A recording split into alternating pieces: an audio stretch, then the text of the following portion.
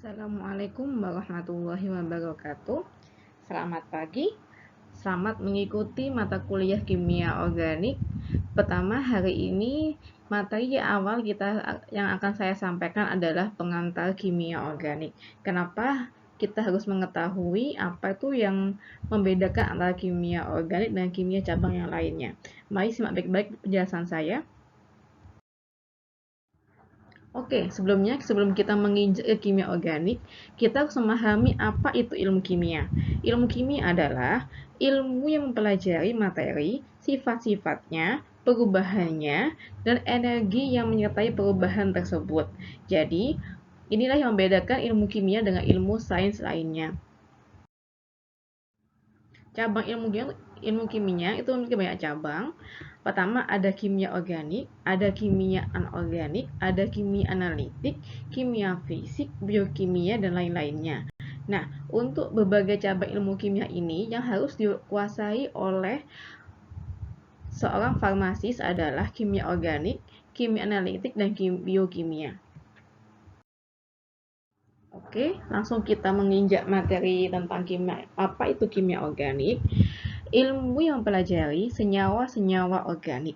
Nah, di sini kan biasanya kita mengenal istilah senyawa anorganik, ada istilah senyawa organik.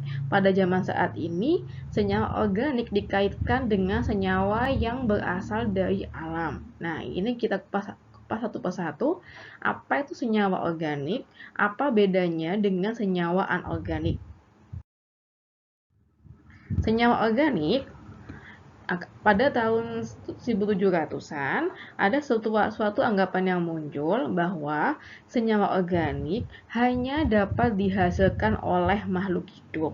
Ini merupakan anggapan pada tahun 1700-an. Sedangkan senyawa anorganik ditemukan di dalam bumi sebagai batuan mineral, tetapi dapat juga dibuat oleh manusia alias bisa disintesis. Nah, di sini, pada perkembangan kimia organik, ternyata pada tahun 1828, Frederick Wohler menemukan metode untuk mensintesis senyawa urea. Nah, urea ini merupakan salah satu bahan pupuk yang digunakan dalam pertanian.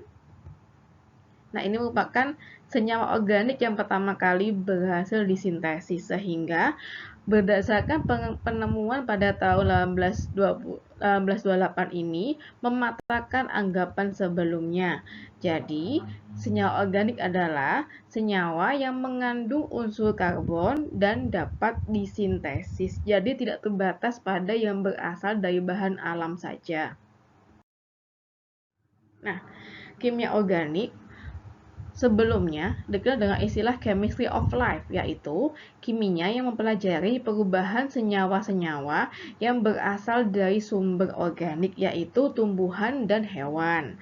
Sekarang, kimia organik merupakan chemistry of the compound of carbon, yaitu kimia karbon, yang juga terdapat unsur-unsur lain seperti hidrogen, nitrogen, oksigen, fosfor, sulfur, fluorin, klorin, bromin, dan iodin. Jadi sampai saat ini lebih dari 16 juta senyawa organik yang sudah diketahui. Mengapa kimia organik sangat perlu untuk dipelajari? Karena yang pertama, dia mengandung unsur karbon. Unsur karbon ini merupakan unsur yang sangat unik sekali. Karena apa? Dia dapat berikatan dengan sesama unsur karbon membentuk rantai karbon. Kedua, dapat berikatan dengan unsur-unsur lain. Yang ketiga, mempunyai banyak kemungkinan struktur atau isomer. Yang keempat, mempunyai banyak kemungkinan reaksi yang terjadi.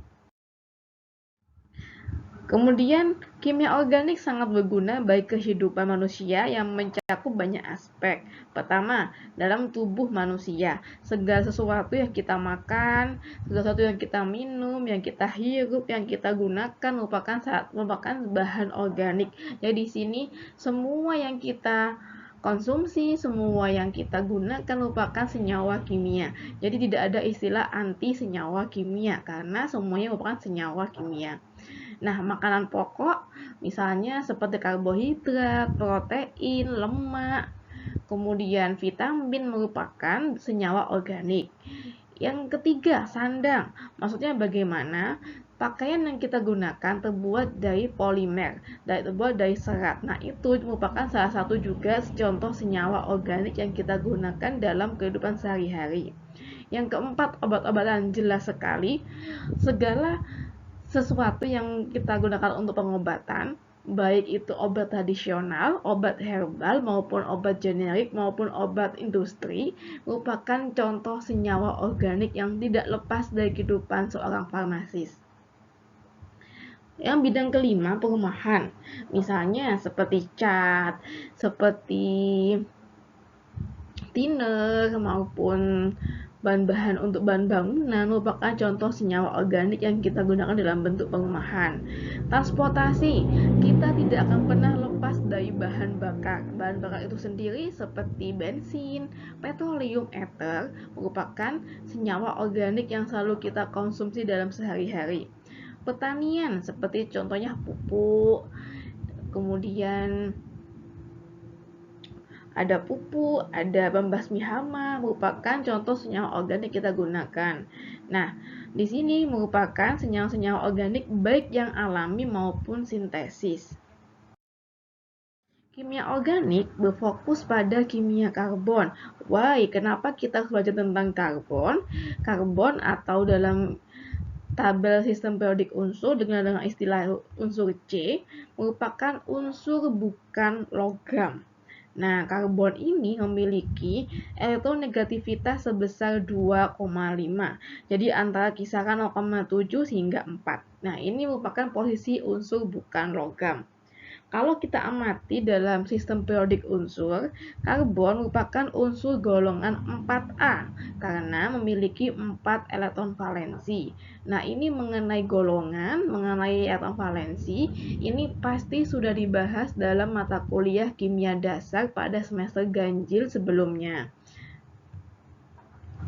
Karbon dibutuhkan oleh elektron untuk menyelesaikan oktetnya. Apa sih maksud aturan oktet? Di sini kalau kita ulas kembali mengenai kimia dasar, mengenai ikatan ionik, ikatan kovalen atau pembentukan senyawa, setiap unsur itu cenderung ingin seperti gas mulia, ingin memenuhi aturan oktet, yaitu memiliki 8 elektron yang mengelilinginya. Nah, untuk memenuhi tersebut, ada yang menarik elektron dari sesama unsur lain maupun dia membuang elektronnya. Di sini karbon dapat membentuk ikatan yang panjang. Nah, karena karbon itu kan punya 4 elektron valensi. Untuk mencapai 8 elektron, dia membutuhkan 4 elektron lagi. Sehingga dia membutuhkan 4 ikatan. Kalau bahasanya itu C memiliki 4 tangan supaya dia berikatan dengan unsur yang lainnya. Karbon dapat membentuk ikatan yang panjang. Pertama, ada ikatan tunggal seperti ini. Jadi satu seperti ini. Ada ikatan rangkap. Jadi ini tunggal ini rangkap 2. Ada juga seperti ini, rangkap 2 yang sisinya juga ikatan rangkap 2. Yang keempat merupakan rangkap 3. Jadi kalau dulu di SMA-nya atau yang masih ingat, kalau yang rangkap tunggal seperti saya ikatan tunggal dikenal dengan istilah alkana. Yang ikatan rangkap 2 seperti ini dikenal dengan istilah alkena. Kalau yang rangkap 3 dengan istilah alkuna. Ini saya tunjukkan tabel sistem periodik seperti ini. Nah, C itu letaknya di golongan 6A. Nah, maksudnya golongan 4A. Nah, karena dia golongan 4A di sini, C itu kan memiliki nomor atomnya C. Jadi C itu memiliki nomor atomnya 6, memiliki nomor massa 12. Jadi supaya tidak lupa, nomor atom digunakan untuk menentukan konfigurasi elektron. Sedangkan nomor massa digunakan untuk menghitung MR suatu senyawa atau berat molekul. Nah, karena dia memiliki nomor atomnya 6, kalau kita tulis, apakah konfigurasi elektronnya adalah 2, 4. Jadi dia memiliki 4 elektron valensi. Untuk mencapai 8 atau aturan oktet, dia membutuhkan 4 elektron lagi. Yang akan dibahas dalam kimia organik meliputi apa saja? Pendahuluan yang hari ini sudah saya sampaikan, kemudian tentang gugus fungsi, tentang alkana, alkena, alkuna, dan senyawa aromatis. Ada alkil halida, alkohol eter, aldehid dan keton, asam karboksilat dan turunannya.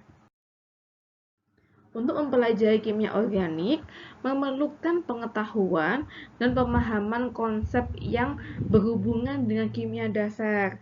Jadi yang mengikuti kimia organik di sini saya harapkan juga jangan melupakan materi yang telah disampaikan di kimia dasar. Silakan dibuka kembali. Pertama tentang konfigurasi elektron.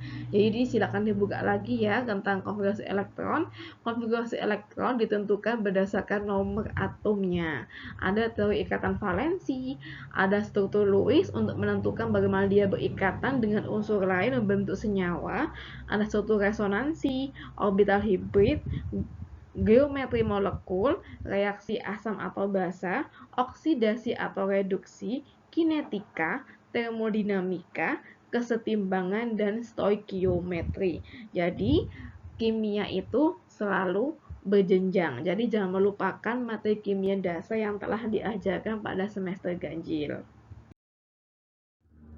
Kebanyakan senyawa organik mempunyai kerangka karbon dengan ikatan CC, maksudnya dengan ikatan tunggal. Ikatan antara karbon dengan karbon ini dapat berupa ikatan tunggal, rangkap 2, atau rangkap 3. Karena itu makanya kimia organik dengan istilah kimia karbon. Karena hampir semua senyawa organik merupakan senyawa hidrokarbon. Kerangka senyawa organik mengikat atom hidrogen atau atom lain.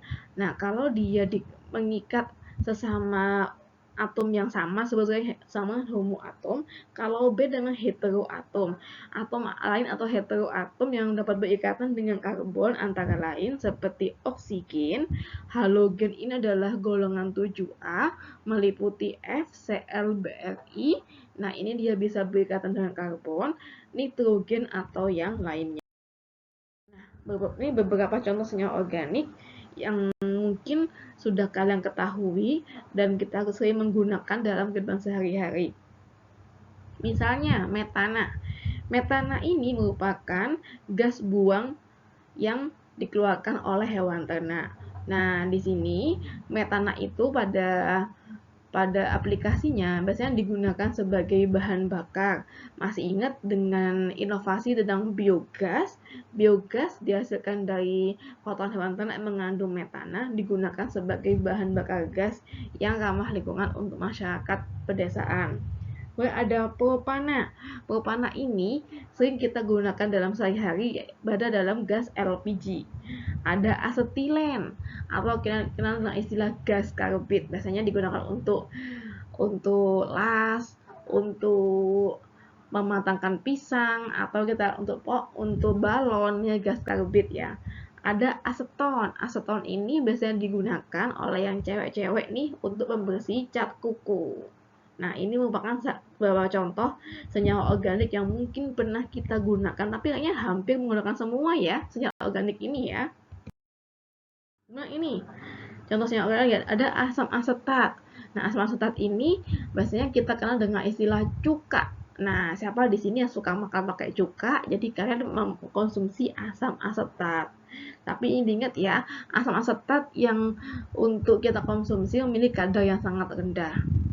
Atau nggak bisa cuka makan. Kemudian ada ether, ada etanol.